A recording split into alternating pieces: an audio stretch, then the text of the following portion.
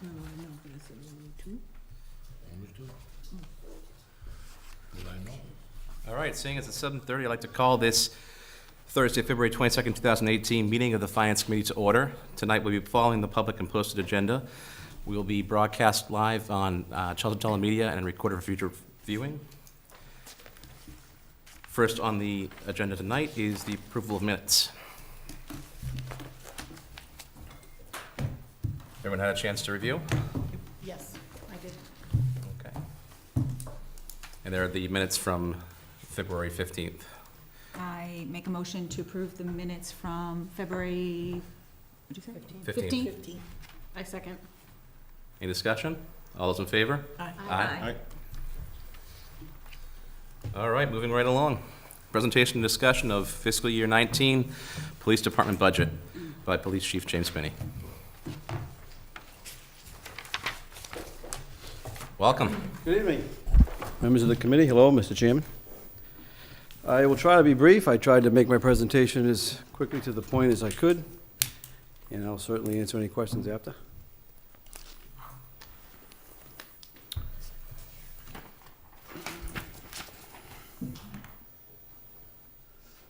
So, 2019, hard to believe. I wanted to start off by going with some goals and objectives for 2019, and we can certainly expand upon them if the committee has any questions.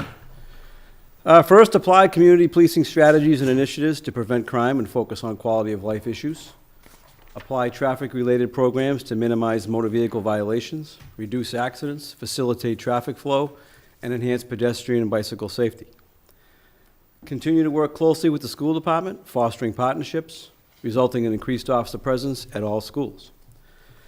Number 4, very important, continue to build on our full-time school resource officer at the high school, as well as our new part-time school resource officer that just started in the fall of 17, that is present at the Parker and middle schools on a regular basis. Number 5, increase usage of social media outlets to inform the public of issues and receive feedback on problem areas in town.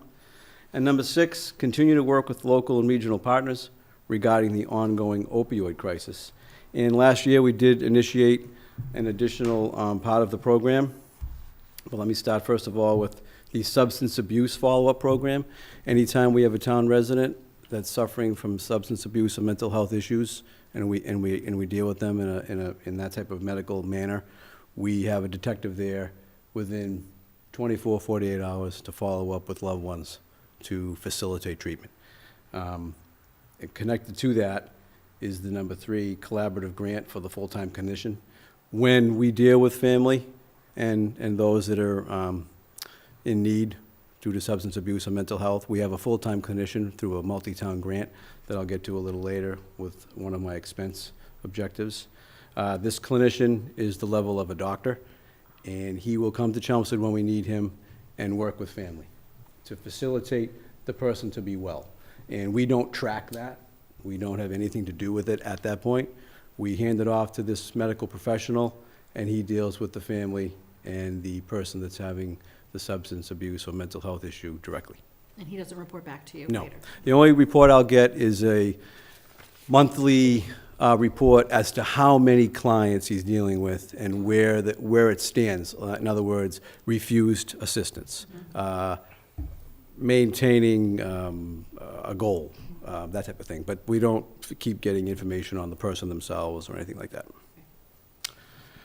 Okay. So the next page, I jump right into the personnel cost summary.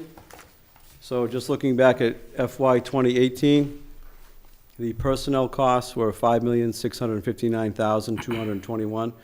For FY 19, the personnel costs actually are reduced by $9,197 for an FY 19 personnel budget of $5,650,024. Why is it reduced? Well, number 1, I'm asking for level funded requests with no new expenses or personnel additions. We've also had several retirements of senior personnel. So when senior personnel retire, obviously their wages are higher than the officers that are replacing them. So that, combined with the fact that there's been no new collective bargaining for patrol or sergeants, Even when you factor in the step raises for our clerical and our dispatcher groups, the overall personnel costs are reduced by $9,000.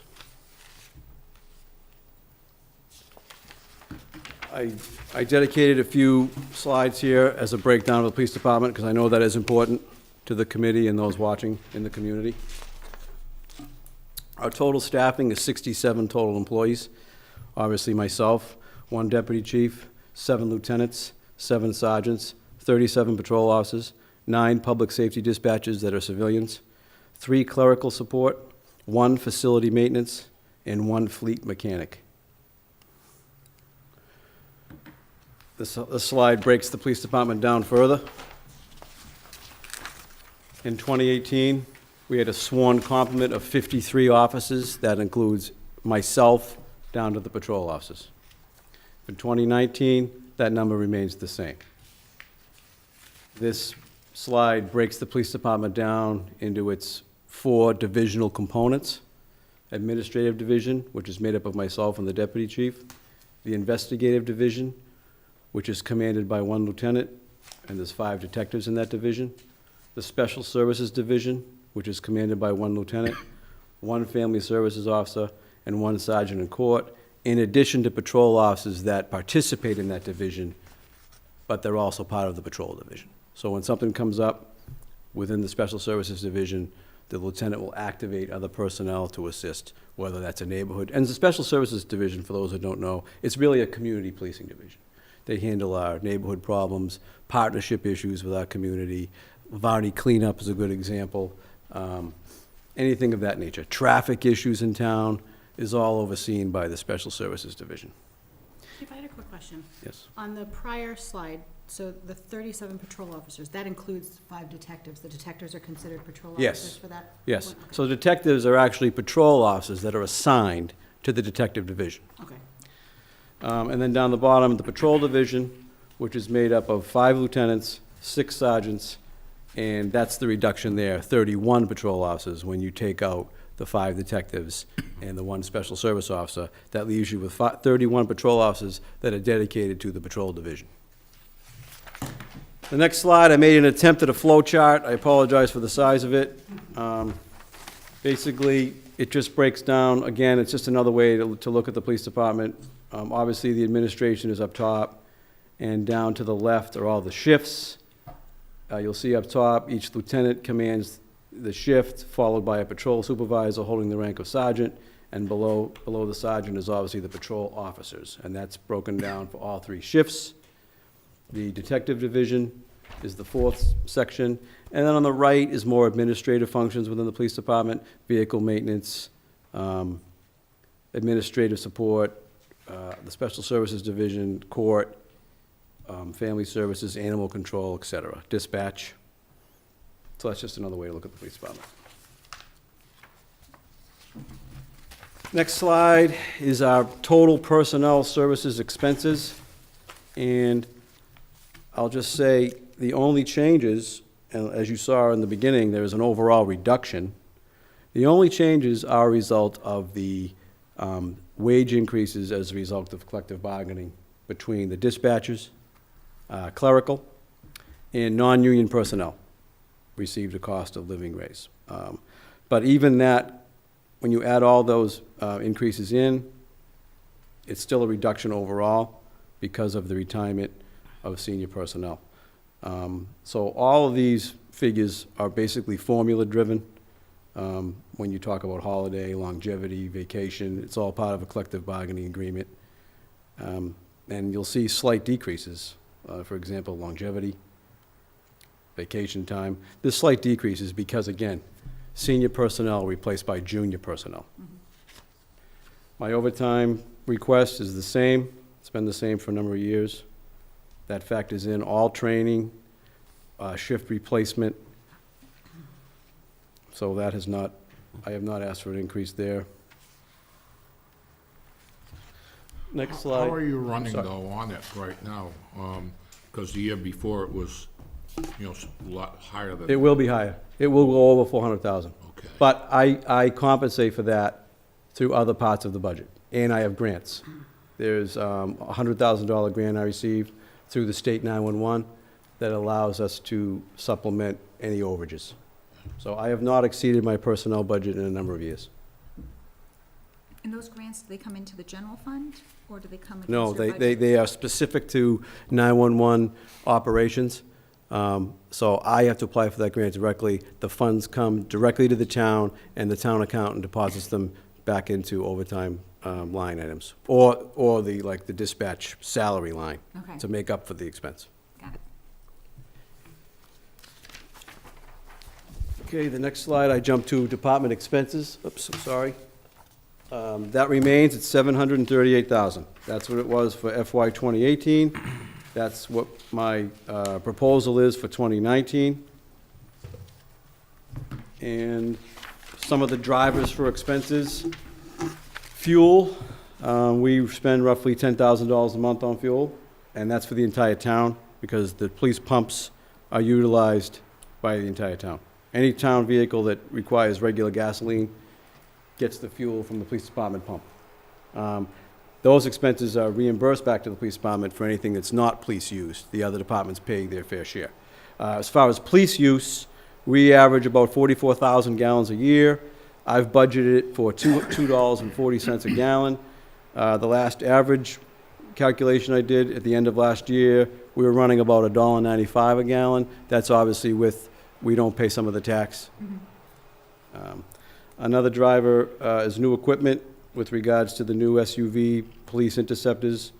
Fully equipped, those are running about $38,500 a unit. And, you know, optimally, I'd like to buy 4 of those a year due to wear and tear to maintain the front end of the fleet. This last section here, a proposed increase in contracted services. I asked for that last year. That $10,000 is directly for Chelmsford's share for that medical clinician, which is a direct benefit to the residents. I asked for that last year, so that's the same thing. It's a multi-year grant, so we certainly want to pay our share for that grant, along with Tewksbury, Drake, and Barica. This next slide is a full breakdown of all expenses, and I have done an identical request to last year, except for 2 areas.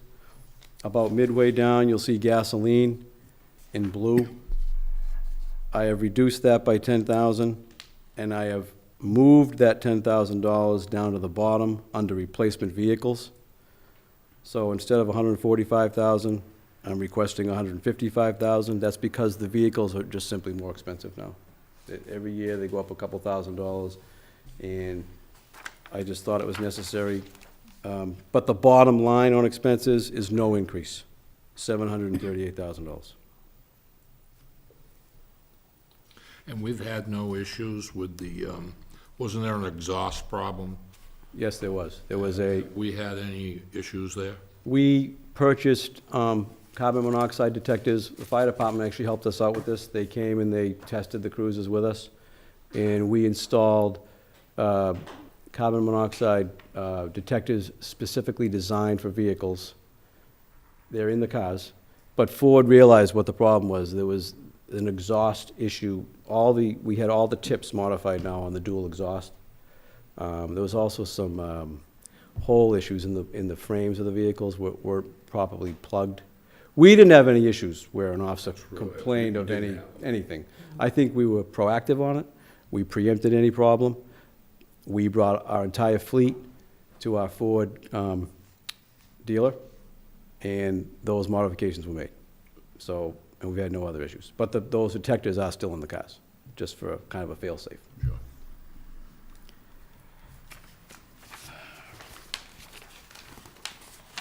So this next slide is really just a total budget summary when you combine personnel and expenses. So for FY 2018, 6397, 221. For FY 19, 6388, 024. Again, total decrease of $9,000 as a result of the decrease in personnel, because expenses did not change.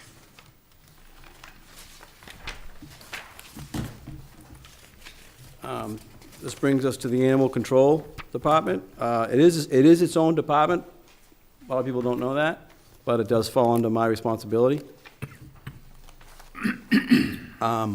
There is a significant modification here.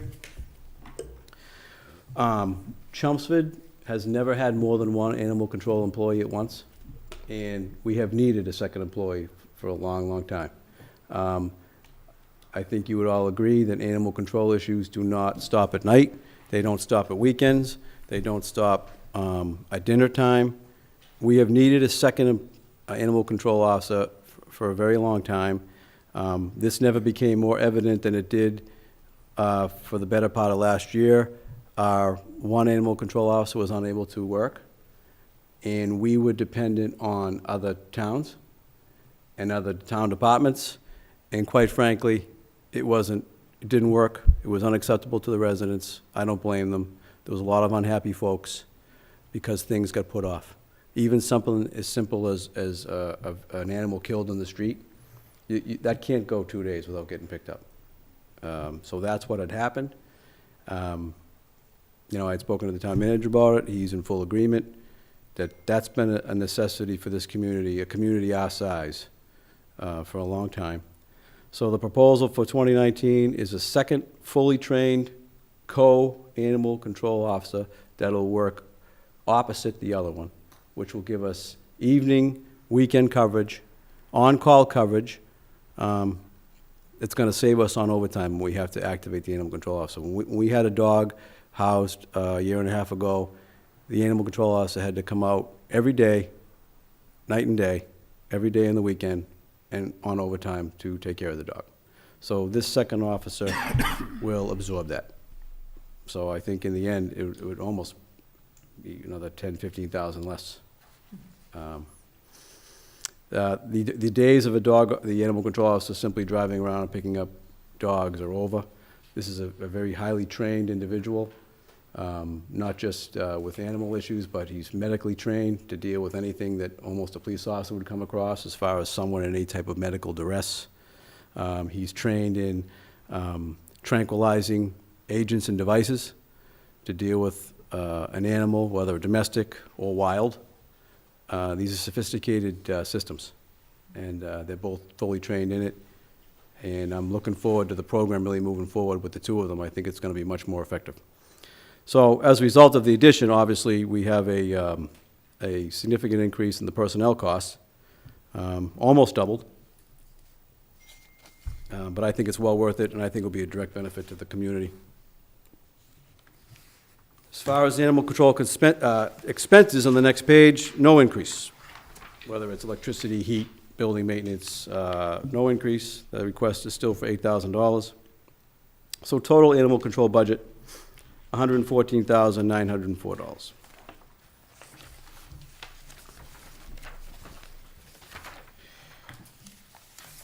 And finally, I know, the community as well as the committee is interested in some of our calls for service data that we deal with in town. Our overall calls for service, 32,144. That was actually down a couple thousand. There's a lot of factors involved with that. Some calls, as we go down the list, some of our issues are up, some of them are down. Disturbance type incidents, about midway down, 478. That was up slightly. Citations, just over 2,000. Arrests, 319. That was up about 30. Domestic disturbances, that was down about 50 to 370. Our residential and commercial breaks, these are breaks involving a house that's not occupied. I think it's important to make that distinction. That was up. It was up about 7. And that, in my opinion, is a direct result of the opioid crisis. There's people in our region that, because of what they're going through, become extremely desperate, and we've had very low-level, unsophisticated breaks in town. But unfortunately, it's still a very traumatic thing for a homeowner or a business owner, and that number did jump a little to 30. Robberies, this is not people getting mugged or their purses or pocketbooks being stolen. This is some of our our banks that are part of grocery stores. We've had a few of those. Note being passed type of incident, no injuries. The one right at the Chelmsford Low line on Chelmsford Street has unfortunately been targeted several times. That's what that reflects. Motor vehicle brakes are down about 46. Still, 68, it's not insignificant, but I would say 99% of those are unlocked cars that we're still trying to get the word that you just gotta lock your car. Motor vehicle thefts, it's in kind of conjunction with the motor vehicle brakes. A number of those cars stolen, keys left in the vehicle, taken for joyrides, recovered within 24 hours later. But it still goes down as a theft as far as our computer system goes. And finally, at the bottom, tragically, 39 opioid overdoses, 4 of them being fatal. That number 4, there was a state report that had that a little bit higher, around the 7 range, but the medical examiner, we oftentimes don't find out the reason why someone passed away for months. And I believe a couple of those numbers were, there were some suicidal incidents we had with an intentional ingestion of opiates, and that's why that number was inflated a little bit. But as far as, I try to really home in on accidental heroin type of overdose scenarios. I think that's important. And we had 4 last year. I want to say 3 of them were town residents, and 1 of them was not. And I just say that just because I think it's worth a distinction. Or we live off of 2 major highways, and oftentimes we deal with these tragic situations, people that use commercial areas to overdose. And it's tragic, no matter how you slice it. But we have some families in town that are chronically dealing with this issue, and that's when we try to put that clinician and follow-up program in place. I will say Chelmsford continues to be a very, very safe community, especially for our size, for our location, and our proximity to a major city. Our violent crime is very, very low, very low. Most of the incidents we're dealing with are property issues, whether it's vandalism, the car breaks. We get our share of shoplifting, obviously, from our major commercial areas. And unfortunately, shoplifting counts as a Group A crime. So if you look up Chelmsford in the state stats, shoplifting sets us back a little bit as far as total crimes per 1,000. But when you really dissect it into crimes against people, very, very low. Like a third of the state average. I mean, Chelmsford is safer than most of the communities in this state. So I think that's worth noting. So that's my presentation, if you have any questions. So, Chief, can we talk about the microwave system that's being requested in the capital plan? I know it's going to benefit, I believe it's going to benefit the police greatly.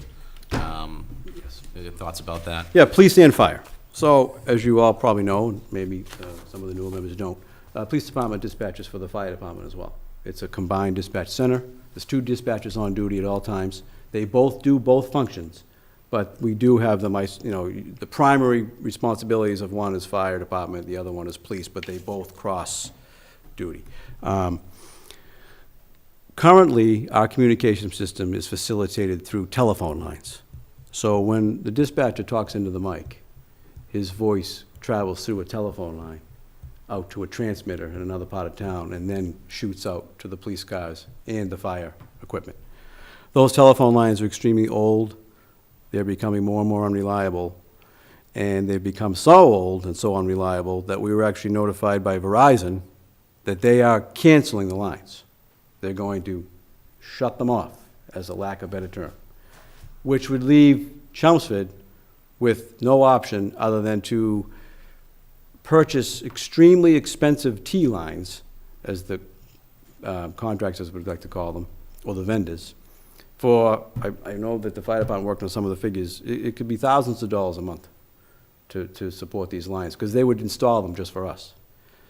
So we worked, the fire department worked on this long as well, and we went through a lot of different options, whether fiber optics or microwave. And we decided to go with microwave because it would be our network. We would not be dependent on any vendor or any Verizon or any AT&T to control the lines. We would control them. So microwave, in my opinion, is the way to go. It's the highest plateau of functionality. You are not dependent on wires on telephone poles. It's all line of sight technology. It's, according to some of the technicians, it's very resilient to weather. I think the security of them would be better. You're not gonna lose part of your town because a telephone pole goes down or because a phone line gets wet. And there's no fee to be paid to a vendor. It'll be our system, and the only expenses would be maintenance through a contractor like we use Cybercom for all of our Motorola needs. They are a state bid company. If we were to get the green light with this project, they would do the installation. They would maintain the system for us, the town of Chelmsford. It would also help us with some redundancy issues with other town departments. And eventually, the whole town could jump on this system. It certainly just wouldn't be for the police and fire. Our IT department could piggyback on it. The highway department could use it. It's a system that could be expanded. It also allows us the placement of wireless cameras in town for some of our more critical areas that don't have the capability to be hardlined. Going to a microwave technology would allow some of these surveillance areas to be positioned because it would tap into the microwave system itself. So there'd be a necessary line, but it wouldn't be a long one, as opposed to trying to run fiber to an isolated area in town. So I think it's a win-win. We're being told the maintenance cost initially would be nil for like the better part of 5 years. There's a warranty built into the infrastructure. And then after that, there'd be upgrades, sure. But it would be our system. It's something that we would always, have our finger on.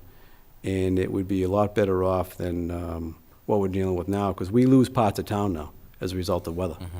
And the fire department's had communication problems as well. So I think it's definitely the way to go. A couple $100,000 is nothing to, sneeze at, but I think it's definitely the smart choice in the long run. So, Thank you. Are there any other towns that already have it? I believe Hudson, Mass? There are several towns that have it. Yeah. I'm sorry, who? There are several towns that have it, the microwave option, Yeah. yes. Nothing but positive comments.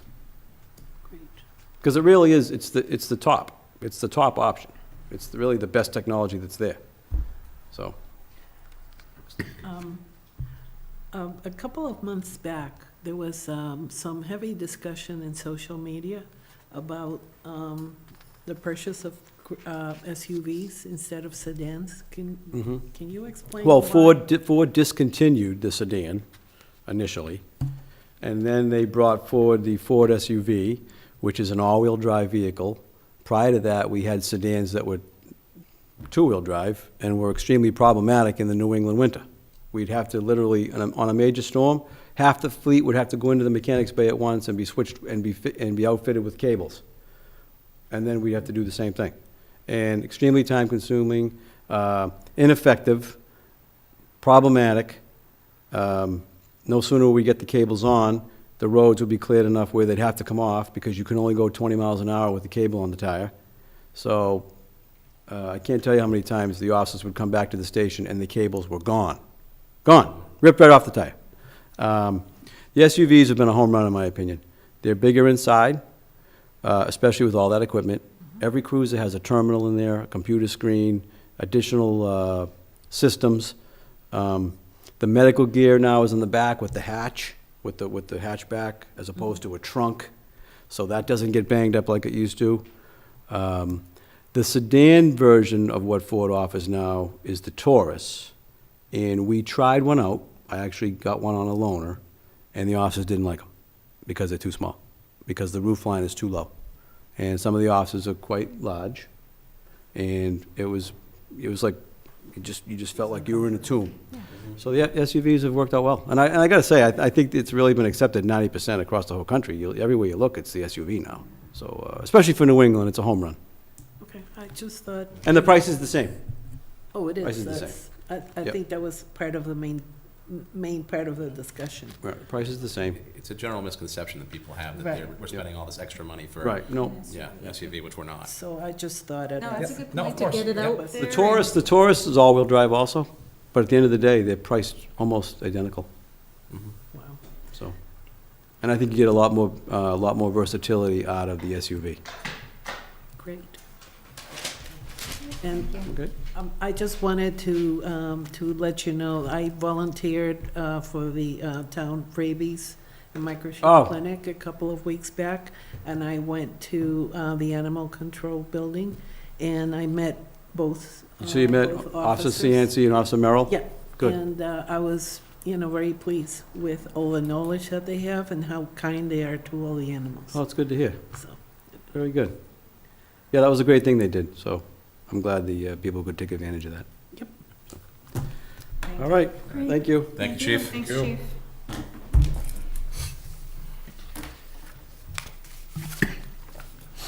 All right, next on our agenda tonight, we have the presentation discussion of the fiscal year 19 Board of Health budget. Sue Russell was unfortunately able to be with us tonight, but luckily John Sousa was able to step in and he can talk to us about the budget for this year. Thank you, Mr. Chairman. Our thoughts are with Sue tonight as she's attending to a family emergency, and she asked if I would present this. I'd be glad to do that. Anita reached out to me. I know Anita had an opportunity to meet with Sue late last week to discuss the budget in detail. So just to walk you through it, on page 1 of the handout, there are the goals listed for the department for the coming year. And as we go through, I'm going to have you actually flip to the last page, just because that will help us understand the budget better, where it lists the department personnel. In the first column is the hours per week that each employee works. You see, you have a full-time health director, 37.5 hours. You have a deputy director, and I'll speak to that. That's going to be, their schedule is going to be changing. For the coming year, they're going to be reducing from 3 days per week to 1 day, so that's 7.5 hours. You have one full-time environmental health inspector, 37.5. That individual's main job is to visit all the establishments in town, perform health inspections, make sure that all the establishments are following the health and safety practices that are mandated. There's a health educator that currently works at 30 hours per week. Their hours will be increasing by 3 to 33, and I'll explain that. The health educator spends approximately 15 hours per week with efforts with the Chelmsford schools in health education. And then there's a departmental assistant that's one full-time, and then also finally the public health nurse. And for the coming year, her hours will be 25 hours per week rather than 20. So that just gives you a overview of all of the staff that work for the health department. And then just to go back, as we go through the budget, beginning on page 2, you see the line item budget. The personnel services area will be increasing just over $17,000 to $325,450. A couple of things that you have going on. There are no new staff proposed, but the reason I wanted to start off by showing you the hours that each person works is the current year that we're in now, it's kind of was a transitional year, because when you think back, you had a long-time health director, Richard Day, who had about 37 years of service with the town. And so Sue has done a great job assuming the role of being the department manager, but it was a difficult year because when you're promoted from within, you have all the issues that you're becoming the manager of the department, but you're also having all staff, you're mentoring staff to take on duties that you used to do and assisting them and as the public health nurse. So as FY18 is kind of a transition year, so Richard Day agreed to stay on to have a smooth transition, and for this year, he's currently working 3 days per week. So for the coming year, as the transition begins to wind down, he'll be decreasing to 1 day per week. The public health nurse will be increasing her hours as she assumes more of the duties that Sue formerly did, from 25 to 30 hours per week. And with the savings from the reduced hours of the deputy director, coupled with the increasing hours for the public health nurse, it gives us about $4,000 of savings on the two. Sue has also identified a challenge they have coming for fiscal year 19 is that when you read through the handout, you see that there are, I believe, about 183 establishments in town, both restaurants and food retailers. And it's very difficult, as Sue explained, for one full-time inspector to visit all of those establishments during the year. Because they're supposed to visit them twice a year, right? Yes, and so it's very difficult for him to do all of that, for any one person to do that. So what they've proposed is that the health educator, she'll work an additional 3 hours per week to assist with those inspections that are mandated by the Mass Department of Public Health for all boards, local boards of health. And so that's the reason for some of those hourly changes. Also, on the longevity line, as it's pointed out on page 1, 2 full-time employees this year will reach their 15-year milestones of service with the town. So the longevity will go from 3% to 4.5%. So that's the reason for that. So that's the reasons for many of the changes in the personnel services area. As you look through the expense side of the Board of Health budget, expenses increase just over $3,700 for the coming year. Many of the lines, as you look through them, are level funded or very little change. One issue that I did want to speak to tonight is that Sue had explained that right after the attack of September 11th, the federal government made an effort to pour some resources into all states and the Mass Department. So the Mass Department of Public Health was receiving federal funds, which they dispersed for emergency preparedness, and then the Mass Department of Public Health would then parcel these funds out to local boards. And so what our Board of Health used some of those funds for is they were able to pay for some cell phones for emergency communications. They were also able to use it for training, because all the members of the health department are required to take, keep their professional development Do credits up, education, be educations for certification. So that was a savings in that budget, because you can see for the current year, the staff education for everyone is $500. And as many of you know, it's very hard to attend one seminar or course for $500. So that's the reason for the change. So for the coming year, it's going from $500 to $3,200, because the town, through the Board of Health, will have to assume the cost of, for all the professional development for the folks in that department, as well as the telephone line will increase by about $1,000, because there'll no longer be that money there for the cellular phones. And that's basically the changes. The total budget for the coming year, just over $352,000, so it increases about $21,000. So that kind of gives you a overview of all the changes. If anyone has any questions, I'll do my best to answer those. Yeah, we kind of saw this coming a couple of years ago when Richard announced he was going to be retiring. Yes. So, yeah, we've hit that transition year, and now we're at the end stage. Yeah, so to so, exactly. I think it's provided for a very smooth Yep, no transition, has. so, yeah. Anybody have any questions? You met with Sue, do you have anything to add? No, I think John Yeah. pretty much covered all of it. Excellent. Great job. All right. On short notice. Yeah, no, thank you. Thank you very much.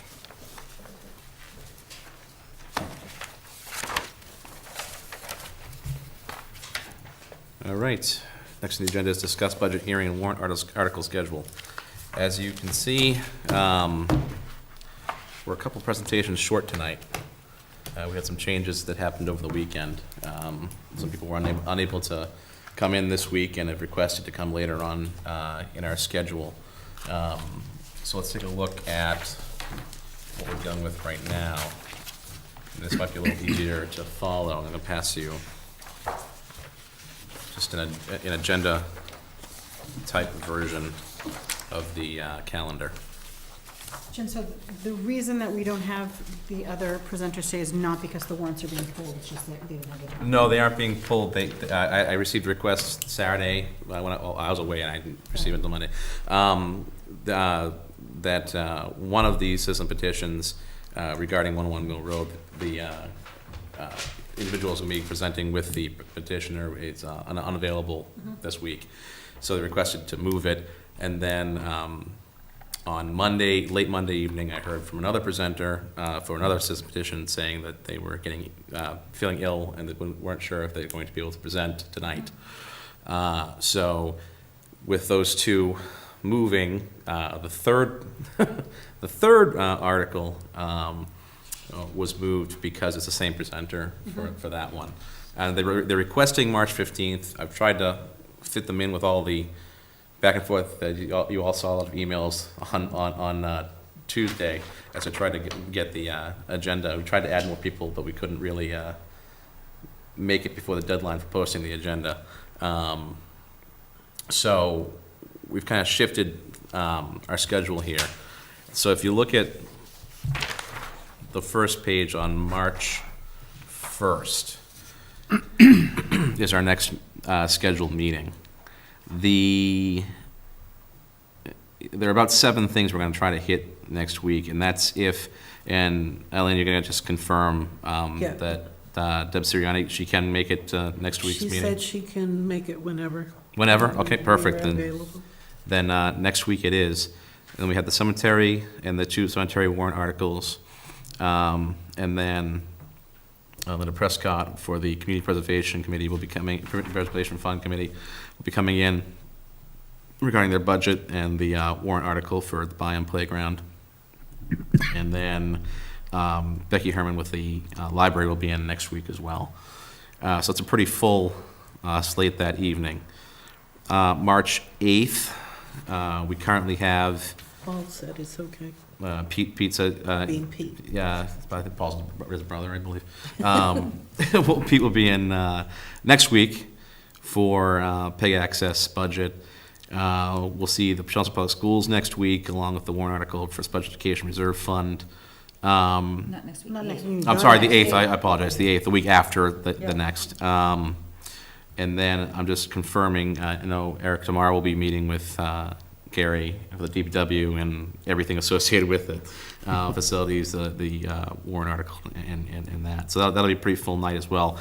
That's a placeholder for the 8th. If they can't make the 8th, we'll switch to the 15th, and that's why I can't say for sure that we can give the 15th for the CP, for the citizen petitions, because I want to give preference to the budget for DPW and facilities. So once Gary is able to confirm he can come the 8th, if he can come the 8th, then we'll say the 8th. If he can come the 15th, then it'll be 15th, and we'll ask the citizen petitions to come in on the 8th. The 15th, as it sits right now, we have Neshoba Valley coming in. We'll have Paul, you mentioned we're going to have a brief discussion on the Forum Enterprise Fund and budget. Has the deed been recorded now? Yes. Fantastic. And then we'll have a discussion, as you can see, I'm holding that spot right now for the 3 citizen petition warrant articles. 101 Mill Road, the conflict of interest, and then the zoning change, proposed zoning change, the citizen petition.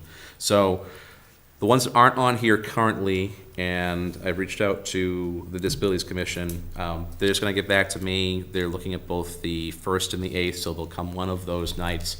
They just wanna make sure they have that availability, but they wanna come in and give us a brief overview of what they're discussing in those 2 warrant articles, 27, 28, for the braille menus and the parking spaces. And then I'm waiting to hear back from the planning board to see if they want to come in and discuss their proposed COA change on the Article 23 for the zoning bylaw amendment. While it's a zoning article, it has implications for finance. So reached out to them, and I mentioned that the 1st and the 8th are potential nights for them to come in. They're welcome to come in the 15th, although that would be potentially interesting, where we have a citizen petition that's also asking for a zoning change. So we'll see where we are with that, but this pretty much sets the rest of our schedule up. And we're looking at being able to vote on the 22nd of March, which will give us enough time to go through and not have any presentations that evening, our discussion of all the warrant articles in the budget, and make those recommendations and hopefully get out of here before 11:30 like last year. And we'll be able to have a little bit extra time to review the chairman letter and also the budget book before it goes out. It'll give us a little breathing room, so Pam won't be scrambling at the last second to get everything published in time. But that's what we're looking at. Anything look like it's off? Everything looks like it's at the right spot for your schedules for the people coming in? Okay. Any old business? None. Any new business? Hearing none. Any public comment? We actually do have, well, We have technically, we public. have public here, yeah. No public comment, they're good. No press, so no press questions. I'll entertain a motion to adjourn. I, motion to adjourn. Second. All those in favor? Aye. Aye. All right, see you next week.